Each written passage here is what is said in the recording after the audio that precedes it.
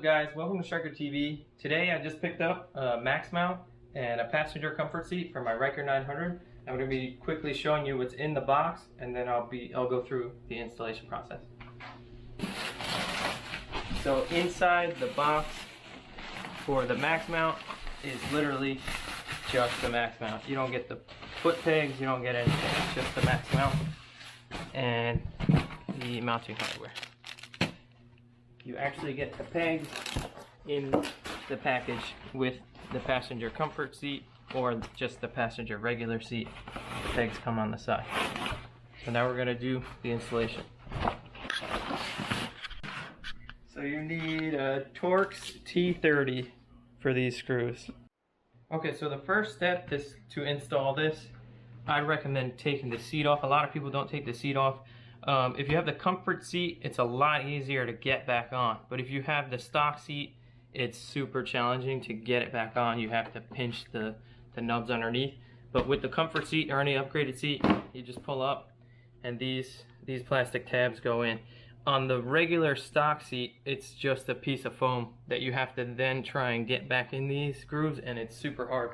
But if you have an upgraded seat, I'd highly recommend taking that off. It makes the next step a little bit easier. All you have to do is pull back from the back, pull from the side, and that pops out. Same thing on the other side. Just pull these two poppers out, pull back, and then this piece simply slides off. For this installation, you're gonna need just a normal ratchet. You'll need a Torx T30 bit. They supply the Torx T30 screws. You need a torque wrench, if you want to actually torque it to the specs that they recommend, and an adapter for your torque wrench. The next step, you just want to slide it directly on. Pretty simple.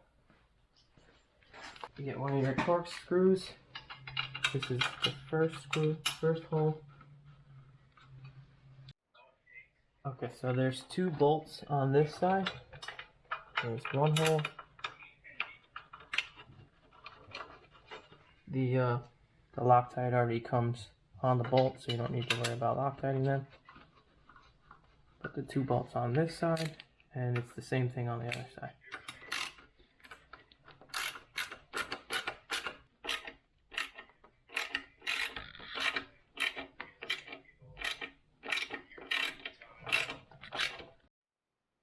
Alright, so next you're going to want to grab your torque wrench. They recommend from 142 to 159 inch-pounds. I set mine to 150.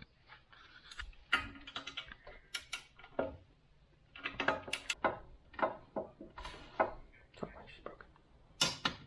There you go. For this side, you might need to get an extender. It's a little bit deeper in there, and then you just snug it up. And that's it.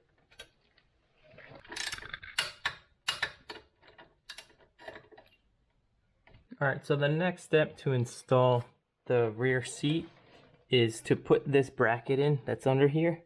The bracket has to go with this little wing facing the back and down. With that little piece facing that way. Now, they don't tell you on the instructions, but if you torque all of these down like you did in the last step, you can't get this bracket in. So you have to loosen these. And these are really brittle. You can strip these really easily. So before you torque these, put this bracket in if you're going to do the rear seat. As you can see, these bolts are pretty brittle. That one almost completely stripped out.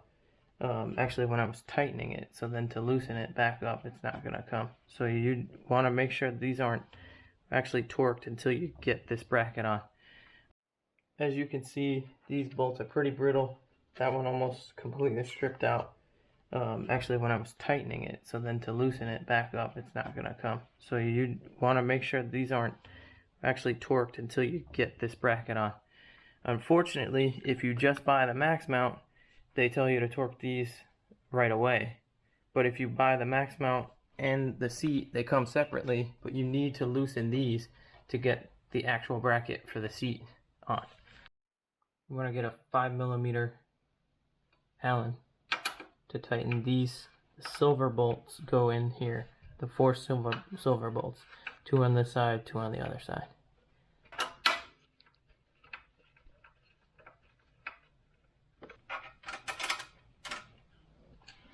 Let's see.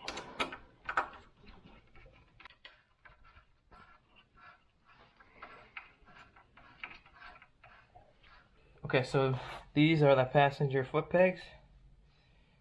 There's a left and a right, and the way you can tell the difference is one has an actual nub cut out and the other one is just a round circle. You can see on this side it's a round circle. On the other side there's a key that fits to this nub. So bear with me. There it goes. Just like that.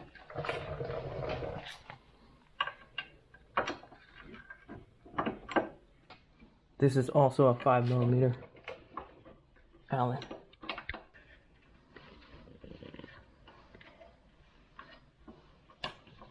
You have to do the screws one at a time because this one you actually can't get to when the peg is folded up. So you have to put one screw in, fold the peg down, and then you can get to that next piece.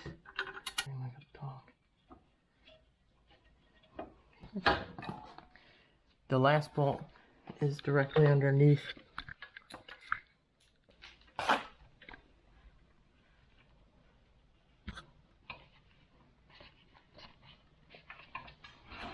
We're just gonna snug these for now.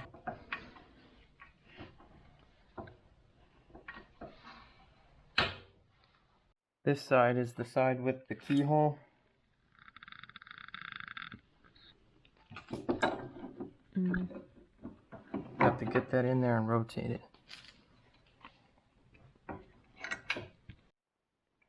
This side is a bit more challenging if you have one of the longer Allen wrenches.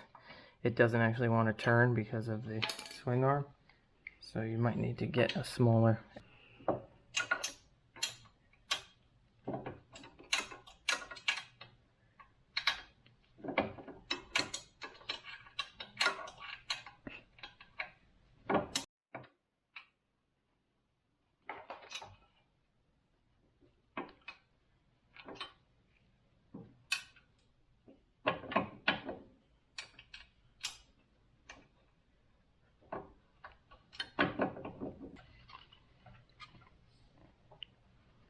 They recommend to tighten these and these from 71 to 106 inch-pounds.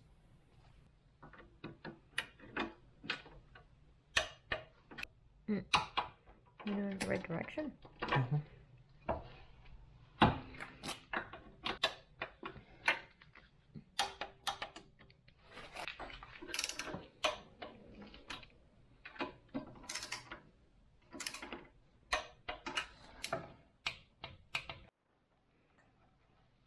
Last step, peel these dumb stickers off. Nobody likes stickers. You want it all black. So there's that little key piece. It actually comes into contact with the sensor up here, and that's what lets the bike know not to put it in sport mode when you have a passenger on it. Finally, to put the seat on, you line these tabs up with these little pieces. Pull back, push this down, and it's locked and ready to go.